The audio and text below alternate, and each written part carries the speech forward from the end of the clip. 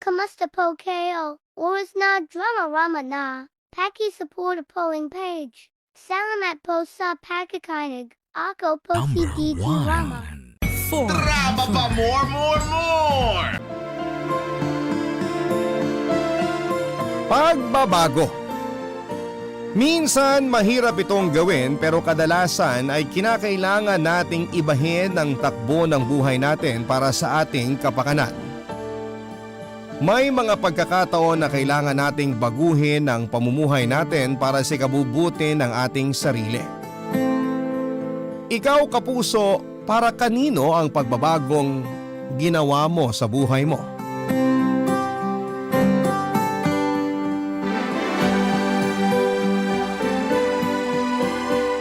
Dear Papa Dudut, magandang tanghali po sa lahat ng katulad kong araw-araw na nakatutok sa Barangay Love Stories. Magandang araw din po sa inyo, Papa Dudut, at sa mga taong nasa likod ng inyong programa.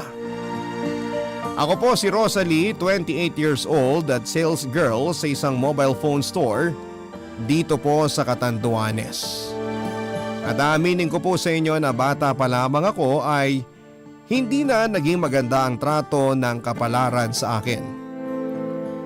Sa murang edad ay naranasan ko na kaagad ang mapanglait na mundo. Tuwing inaalala ko nga po ang kabataan ko ay puro mapapait na alaala ang bumabalik sa aking isipan.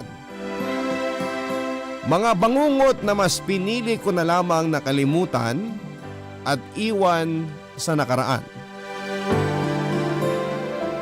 Hindi po kasi ako magandang tao, Papa Dudut. Aaminin ko na hindi ako nabigyan ng magandang itsura. Pahaba ang mukha ko, medyo patusok ang baba at nakausli ang bunganga. Hindi ko alam kung papaano ako inilabas ng komadrona sa mundong ito pero mukhang nahirapan yata siya sa pagpapaanak sa nanay ko. Dahil medyo napabigat yata ang mga kamay niya sa mukha ko kaya naging ganito ang hubog ng ulo ko. Maliban dito ay hindi rin po kaaya-aya ang mukha ko. Pango ang ilong, halos dumikit na ang kaliwang kilay ko sa kanan dahil sa pagiging makapal nito. Bilugan ang mata ko at nakausli na nga ang bunganga.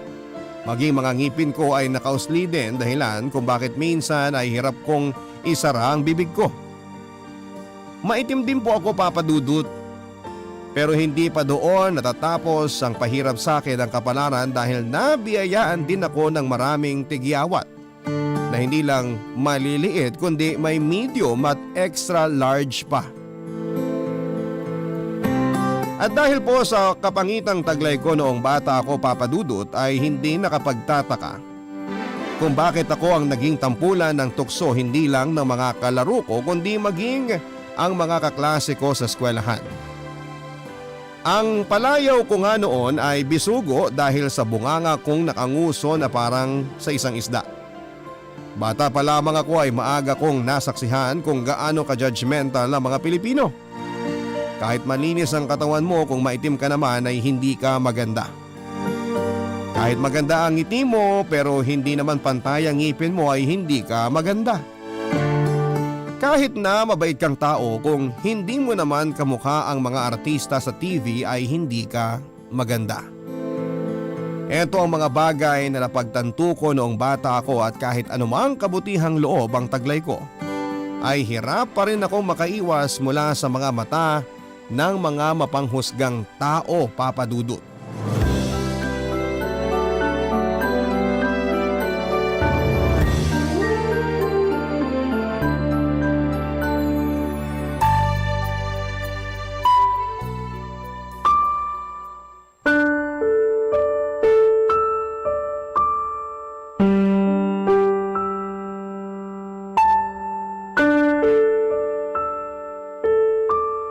Hoy, bisugo! Bisugo! Bisugo, kinakausap kitang walang yaka. Tumingin ka nga dito. Iharap mo nga sa akin yung mukha mong pangit. Ano ba, Katrina? Kapag kinakausap kita, sumagot ka. Kung gusto mo akong kausapin, tawagin mo ako sa pangalan ko. Kanina pa kita tinatawag ah. Bisugo ako ng bisugo rito, hindi ka namamansin? Ano, maganda ka? Hindi Bisugo ang pangalan ko. Anong gusto mong itawag ko sa'yo? Pirana? Ano bang gusto mo? Bakit ka na naman ba nandito? Wala lang. Trip ko lang. Sarap mo kasing sampalin eh. Kung wala ka rin namang sasabihin, aalis na ako. Saan ka pupunta? Kinakausap ako itong bruha ko. Bakit ka ba nananabunot? Ano bang problema mo sa akin, Katrina? May nagawa ba akong kasalanan sa'yo? Yung mukha mo. Malaking kasalanan yung pagmumukha mo. Tuwing nakikita kita, nasisira ang araw ko. Kaya pwede ba, huwag mong ibabalandra yung pagmumukha mo sa harap ko? Nakakawalang ganang mabuhay kapag nakikita ka eh. Kung ayaw mo akong makita, huwag kang lumapit sa akin. Ang simple-simple ng problema mo, pinapalaki mo. Para ka kasing basura na pakalat-kalat eh. Nakakapulyot ka ng paligid. Ang dami mong alam. Makaalis na nga rito. Sabi huwag mo akong tatalikuran kapag kinakausap kita eh. Ba't mo ako pinandidilatan? Matapang ka na ngayon? Gusto mo isubsob kita sa kinatatayuan mo? Di kita uurungan ah. Nananahimik ako rito, ikaw to nang gugulo. Huwag mo nga akong sigawan. Sisigawan kita kung gusto ko. Kapag sinaktan mo pa ako, papatulan na talaga kita. Sige nga, lumaban ka nga. Ha? O ano ha? Itulak mo pa ako ng isang beses, makakatikim ka na talaga sa akin. Akala mo natatakot ako sa'yo? Walang yaka! Impacta ka? Huwag na huwag mo akong hahawakan gamit yung madudumi mong kamay. Naiintindihan mo? Ha? Naiintindihan mo? Oh, akala ko ba matapang ka? Tapos iiyak-iyak ka ngayon? Gusto mo sampalin ulit kita? Ano bang ginawa ko sa'yo? Bakit ka ba galit na galit sa akin, ha? Kasalanan ko ba na pangit ako? Kasalanan ko ba na ganito yung itsura ko? Bakit? Bakit kailangan kong masampal dahil sa itsura ko? Bakit? Huwag mo nga akong artihan dyan. Mas lalo ka pang pumapangit kapag umiiyak ka. Nakakasuka. Sa susunod, ilugar mong ugali mo sa itsura mo ha. Huwag kang magmamaldita sa akin kasi pangit ka. At mas maldita ako kaysa sa'yo. Kapal mong labanan ako tapos iiyak ka? Feeling victim ka ngayon? Dinidepensahan ko lang naman ang sarili ko, ha? Ikaw ang nauna eh! Lumaban lang ako! Pwes, sa susunod, alam mo nang wala kang karapatang lumaban sa akin. Kapag tinawag kitang bisugo, sumagot ka. Naiintindihan mo? Hoy, bisugo, sagot!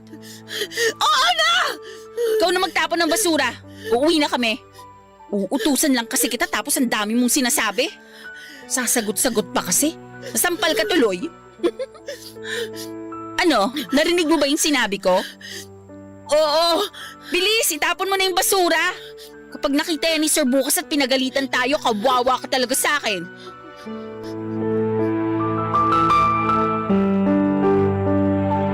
Papadudod, hindi naman puro masasamang bagay ang nangyari sa akin noong nasa high school ako. Kahit papaano ay may mga magagandang bagay din naman na nangyari sa akin sa kabila ng mga sunod-sunod na pambubuli na natatanggap ko noon. Isa sa mga hindi ko malilimutang parte ng high school life ko ay nang makilala ko si Jigs. Kay darang ko lamang din siya, papadudot, pero sa ibang eskwelahan siya nag-aaral. Una kaming nagkita noong magkaroon ng inter-school sports competition sa lugar namin. Track and field athlete siya at maging ako. At doon ko unang nakilala si Jigs na isa ring atleta mula sa ibang eskwelahan. Pareho kaming sunog ang balat dahil araw-araw kaming nasa ilalim ng tirik na araw para mag-training. Nang minsang manalo kaming dalawa sa kanya-kanya naming laro ay pareho kaming inilaban para sa regional competition. Doon na po mas lumalim ang pagkakaibigan naming dalawa ni Jigs. Hindi rin naman po gaanong kagwapuhan si Jigs pero ika nga nila ay ang personality ng isang tao ang mas nagpapaganda sa kanilang itsura at yun po ang nakita ko sa kanya. Kahit palaging binibiro dahil sa kanyang panlabas na anyo, ay nag-uumapaw naman ang confidence ni Jigs. Hindi niya ikinakahiya kung ano siya dahil alam niya sa sarili niyang Marami siyang mga bagay na kayang gawin na hindi kaya ng ibang tao. Kailanman ay hindi siya nagpaapekto sa mga bagay na ibinabato sa kanya, kaya naman mas lalong tumaas ang pagtingin ko para kay Jigs. Matapos ang naging laban namin sa regional competition ay nanatili kaming magkaibigan ni Jigs, Papa Dudut. Naging mag-textmates kaming dalawa. Nang mga panahong yon ay si Jigs ang may tuturing kong pinakauna at pinakatotoo kong naging kaibigan, Papa Dudut.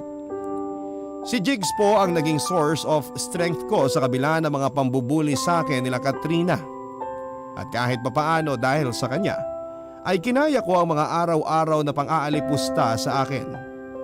Hindi nga naglaon ay niligawan ako ni Jigs at hindi na po ako nagpakipot pa. At agad ko siyang sinagot, Papa Dudut.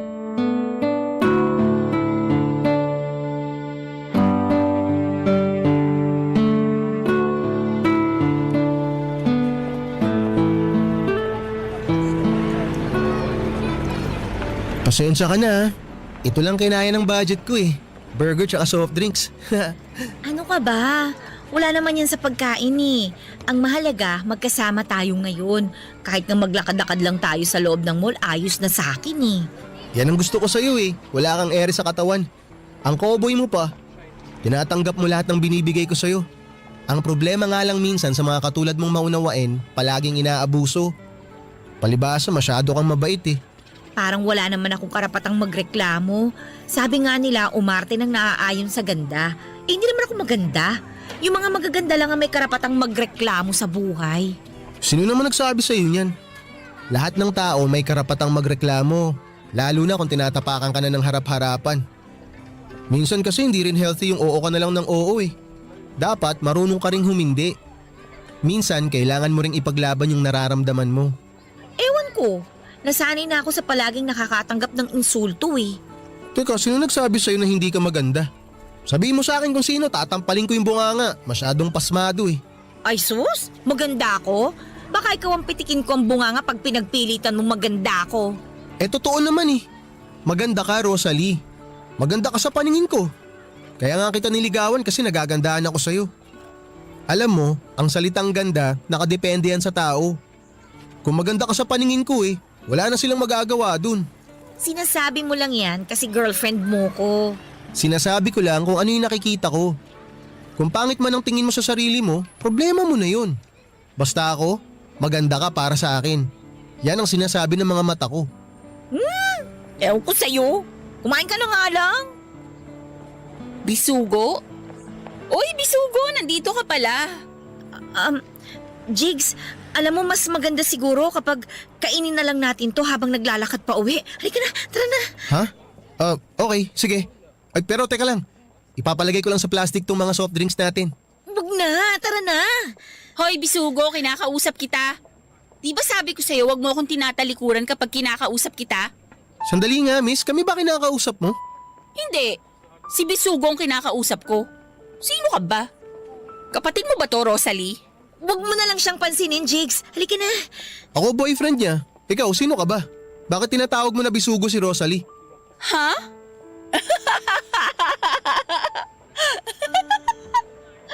Boyfriend? May boyfriend ka? Pwede ba, Katrina? Huwag ka naman magsimula ng away dito. Please lang. Ang sweet naman. Yung Bisugo, nakahanap ng kapareho niyang Bisugo. Alam mo, bagay kayo. Pareho kayong pangit. Jigs, tara na. Sandali lang. Alis na kayo? Di pa ako tapos magsalita. Alam nyo, hanga rin naman ako sa confidence nyo. Sa labas pa talaga kayo nagdi-date? Hindi ba kayo nahihiya sa mga pagmumukha nyo? Alam nyo, dapat bago kayo lumabas, magsuot kayo ng paper bag sa ulo nyo para matakpan ang mga mukha nyo. Baka kasi matroma yung mga taong makakasalubong nyo pag nakita yung pagmumukha nyo eh. Hindi bale, magpapadrawing ako sa kapatid kong grade 1 ng mukha tapos itapal natin dyan sa pagmumukha nyo. Sure ako, mas maganda pa yung drawing niya kaysa sa mga itsura nyo. Alam mo, Katrina, kung wala ka lang din namang magandang sasabihin, pwede bang lubayan mo na lang kami? O sige, madali lang naman akong kausap eh. O siya, iiwanan ko na kayo dito. Baka tuluyan pang masira ang araw ko. Bye, Bisugo 1. Bye, Bisugo 2. Excited na akong makita ang magiging itsura ng mga anak nyo. Good luck sa love life nyo, ha? Sana huwag kayong magsawa sa mukha ng isa't isa. Bye! Sino ba yun? Oh, ngayon mo sabihin sa akin na maganda ako. Oh, Rosalie, sandali lang! Saan ka pupunta? Uwi na ako! Nawalan na ako ng gana. Papadudot, para kaming mga basang sisiw noon ni Jigs habang sunod-sunod ang pambabara sa amin ni Katrina sa publiko. Hindi ko talaga lubos maisip kung bakit may mga taong tulad niya na nakakahanap ng kasiyahan sa pamamagitan ng pagsira ng moral ng ibang tao.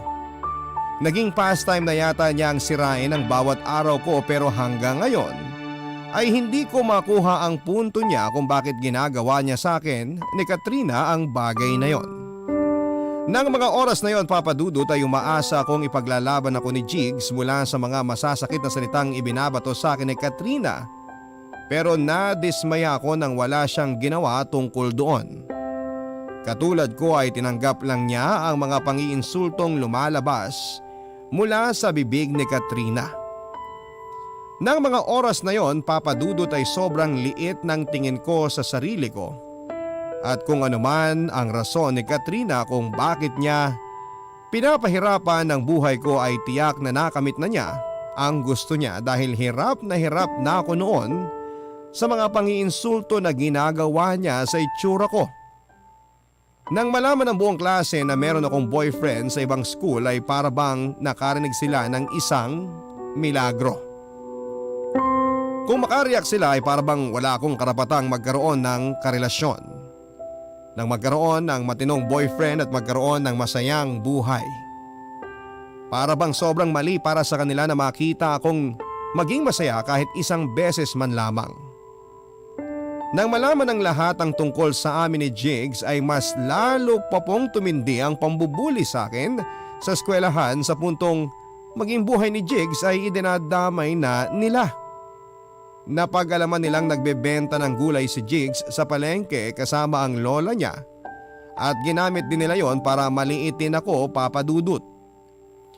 Sa punto pong yon ay napag-isipan ko na lamang na hiwalayan na si Jigs para matapos na ang lahat, at nang sa ganoon ay hindi na siya madamay pa sa problema ko sa buhay. Isinakripisyo ko po ang pag-ibig naming dalawa dahil lang sa mga taong ang tanging gusto ay sirain ako. Ang pakikipaghiwalay ko kay Jigs na siguro ang isa sa mga pinagsisisihan ko na nagawa ko noon, Papadudot. Ang mga kwento ng pag-ibig, kwento ng buhay at kwento ng pag-asa. Nasa Spotify na! Barangay Love Stories. Pakinggan kahit kailan, kahit saan. Barangay Love Stories sa Spotify. Kinig na, kabarangay! Papadudot, mabilis na dumaan ang mga panahon, at hindi naglaon ay nalampasan ko rin ang pinakamasamang parte ng buhay ko. Ang mga pambubuli sa akin noon ang siyang ginamit kong motivation para pagbutihin ang pag-aaral ko sa college. Kumuha po ako ng kursong Business Administration at tinapos ko po ang 4 na taon ng pag-aaral gamit ang inspirasyon na kapag nakapagtrabaho na ako ay meron na akong kakayahang baguhin ang itsura ko, na isa sa mga naging dahilan kung bakit nasira ang kabataan ko. Pagka-graduate ay agad akong pumasok bilang salesperson sa isang mobile company. At bawat sahod na natatanggap ko ay nagtatabi ako ng malaking halaga para sa plano kong pagpaparitoke. Araw-araw po ay isa lang ang laman ng isipan ko, at yon ay ang gumanda ako. Kahit paano sa paningin ko at sa paningin ng iba ay nais ko pong maging maganda. Hindi biro ang pag-iipong ginawa ko, Papadudot. Bawat sentimo na kaya kong tipirin ay tinitipid ko. Lahat ng pwede kong pagkakitaan ng lihitimo ay pinatos ko. May isa katuparan ko lamang ang ambisyon ko na baguhin ang mukha ko. Sinimulan kong baguhin ang mga